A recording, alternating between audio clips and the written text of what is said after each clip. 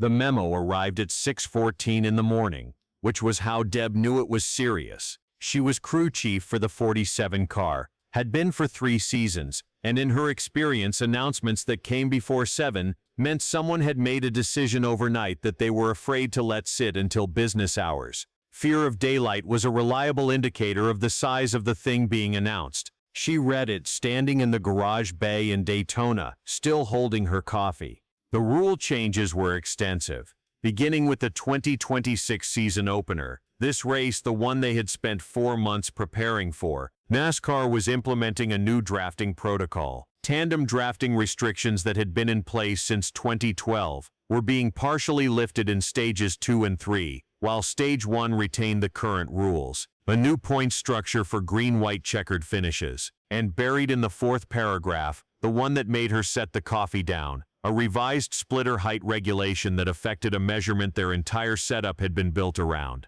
She called her driver Marcus at 6:20. "You see it?" she said. "I see it," he said. "How bad?" She thought about the car sitting on its setup in the garage bay.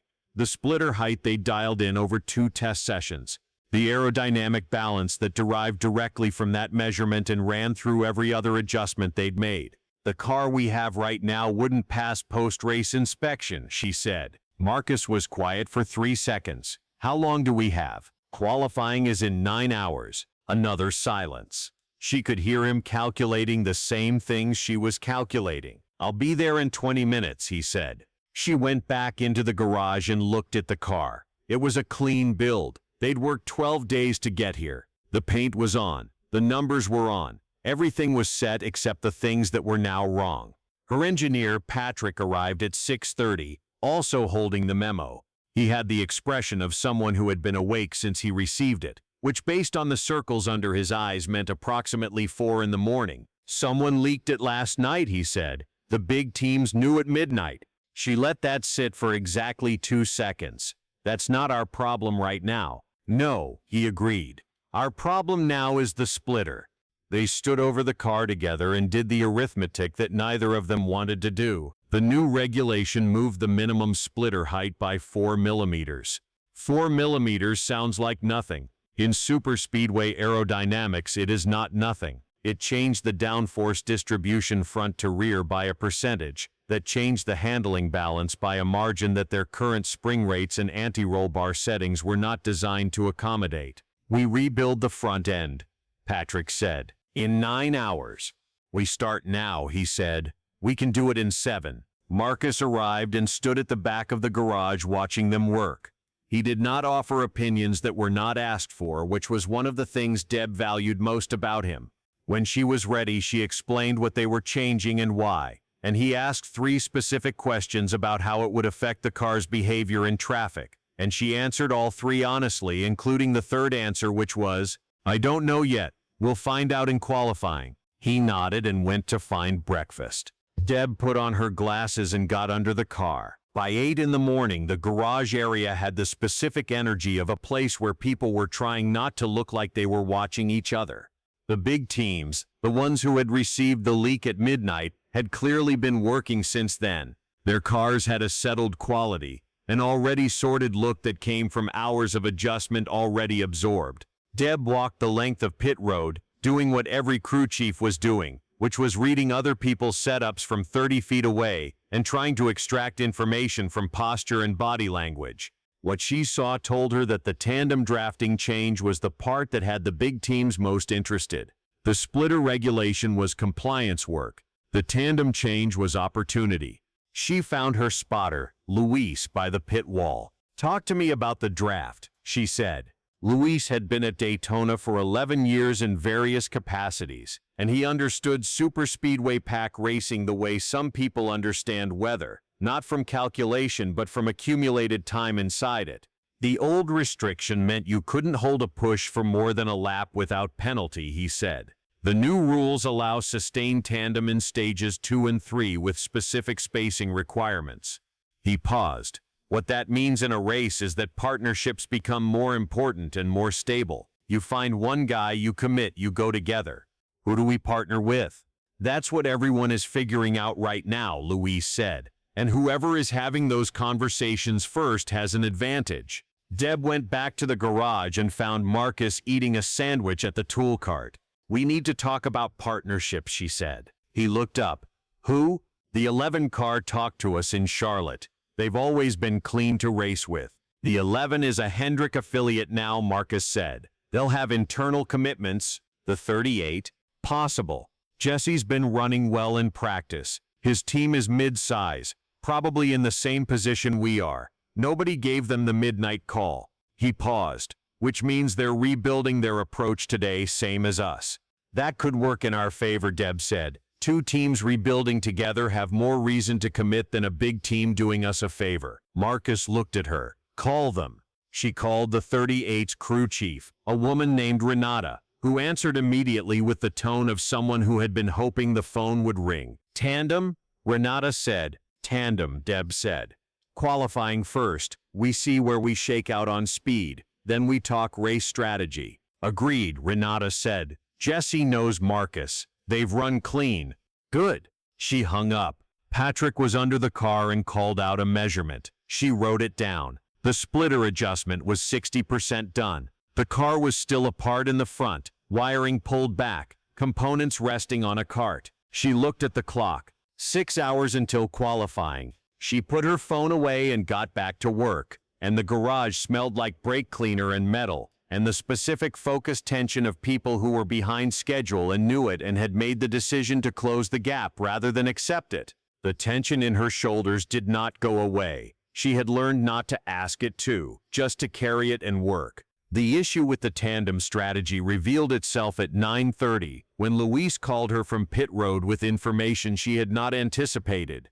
The 11 car had already committed to the 6. The 6 car had committed to the 14. The 14 had committed to 2 other teams she hadn't expected. By 9:30 in the morning, with the big teams having had midnight to work with, the preferred partnerships in the field had already been claimed. What was left was a cluster of mid-pack and smaller teams. Not a bad situation if the right combination emerged, but a more complicated negotiation than a single clean pairing. Deb mapped it out on her phone. She and Renata had each other. That was the foundation. But in sustained tandem racing, 2 cars had a ceiling. The physics of Daytona superspeedway drafting meant that larger groups could, under the new rules, generate enough collective speed to simply overwhelm a pair that wasn't embedded in a larger alliance. She called Renata back. "We need more," Deb said without preamble. "I know," Renata said. "I've been calling. The 27 is uncommitted. The 27's engine package is different. Their speed in practice was down. Doesn't matter for drafting. They're a third body. The 27 and the 72 are affiliated. If we get the 27, we might get the 72. Call them," Deb said. "I'll call the 5th. She spent 40 minutes on the phone. Patrick continued the rebuild without her, which was the correct decision. He needed her for decisions, not for turning wrenches, and turning wrenches was the urgent part. The 55 was interested but had a condition. They wanted position priority in the final 10 laps. Deb said she would not agree to that for reasons that were entirely honest. No crew chief made binding commitments about racing position because racing position was decided by racing, not by pre-race phone calls, and any agreement that specific was unenforceable and meaningless. The 55 agreed to align without the condition, which meant the condition had been an opening position rather than a true demand. By 10:30 she had a coalition. The 47, the 38, the 27, and the 72. 4 cars, not the largest group in the field, but cohesive, and the 4 drivers knew each other well enough that real-time communication on track would function. She briefed Marcus in 5 minutes. 4-car group, she said. Primary partner is Jesse in the 38. The 27 and 72 are committed but secondary. Their job is to maintain the draft train and keep pressure on, not to jockey for position until the final stage. Marcus nodded. Jesse and I worked together in the spring race 2 years ago. I trust his instincts in traffic. His crew chief thinks the same about you. Good. Marcus looked at the car, which was being lowered off the jack stands for the first time since they'd pulled it apart. How does it feel? Patrick answered from under the car. Ask me in qualifying. The car came down to the ground. Deb crouched and looked at the splitter gap with a gauge, checked it twice, stood up. "It's right," she said. "Is the balance right?" Marcus asked. She handed him a printout of the spring rate changes, the anti-roll bar adjustments, the ride height numbers. He read it with the focused expression of someone who was translating numbers into physical sensation, trying to feel in his hands what the data predicted. "I don't know," he said. It was the most honest thing he could say. "I'll know when I drive it." Qualifying was in 5 hours. They would know what they had in 3, when Marcus took the car out for final practice. But final practice lasted 20 minutes, and 20 minutes on a super speedway was not enough time to explore every handling condition, which meant they would go into qualifying partly blind and into the race very close to entirely blind. The memo had turned a sorted program into an improvised one overnight, and improvised programs at Daytona had a long and specific history of teaching people things they had not planned to learn. What Deb had not yet told Marcus was what Patrick had whispered to her as the car came off the jack stands, that the balance numbers suggested the car would be loose in clean air and tight in heavy traffic, which was the exact opposite of what you wanted at Daytona. She would tell him at lunch. He needed to drive, not worry. Marcus ran the car clean in final practice. He brought it back to the garage and sat in the seat for a moment after he switched the engine off, which was a habit Deb had learned to read over 3 years. A long sit meant he was integrating something complex. A short sit meant the car was easy. He sat for about 45 seconds. "Tell me," she said. "Clean air it wants to push," he said. "Not dangerously, but noticeably, like it wants to go straight when you need it to turn. That's the balance shift. We expected it. In traffic it tightened up. The two-car work with Jesse was actually better than I expected. The cars find each other well. The airflow balance changes enough in the push that the oversteer in clean air isn't a problem." Patrick was writing. Deb looked at her own notes. "The tight condition in heavy traffic," she said. "Present," Marcus said, "but manageable. I came off Jesse twice in turn 3, and both times the car moved around but didn't get away from me." He paused. "I don't want to be in the middle of a pack of 20. I want to be at the front of our group or on the edge of a larger group where I can control my position. That's the race strategy anyway. Then we might be okay." Qualifying went cleanly. Marcus ran a lap that put them 11th on the grid, which was a reasonable starting position for a team that had rebuilt its setup in a morning. Jesse qualified 9th. Their 4-car group was spread across a span of 7 positions, close enough to find each other early. "We should have been up there," Marcus said. "Yes," she said. No point in saying otherwise. The engine was a failure mode they hadn't predicted, not related to the setup changes, just a component that had run out of life at the wrong moment, which was the category of thing you couldn't entirely prevent, only accept. Marcus sat on the pit wall and watched. She sat next to him. The race ran its remaining laps in the particular controlled chaos of a Daytona finish, where everything that had been organized into alliances and partnerships began to dissolve in the final 5 laps, as individual survival instinct overrode collective strategy. Jesse held 3rd for most of it before getting shuffled to 6th in the final restart. He crossed the line 6th, which was a solid day for the 38.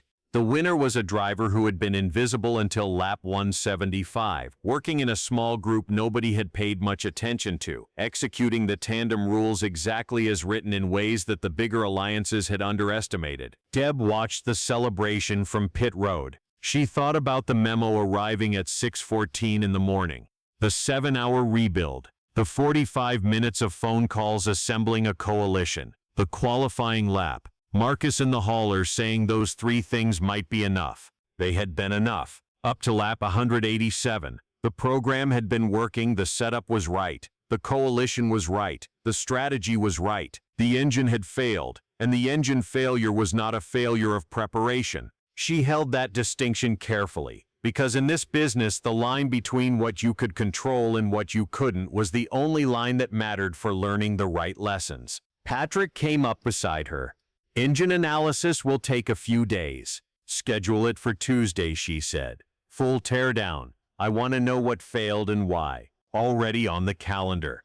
She looked once more at the track, at the winners' team celebrating, at the 42 other cars scattered across the infield in various states of completion or damage. Every one of them had come to Daytona with a plan. The race had done what Daytona always did, which was take the plans and test them against reality until what was left was just people responding to what was actually happening. Marcus came and stood beside her. "Next year," he said. "Next year we'll know the rules before midnight," she said. He laughed. Then he was quiet for a while, watching the celebration. "The car was right," he said.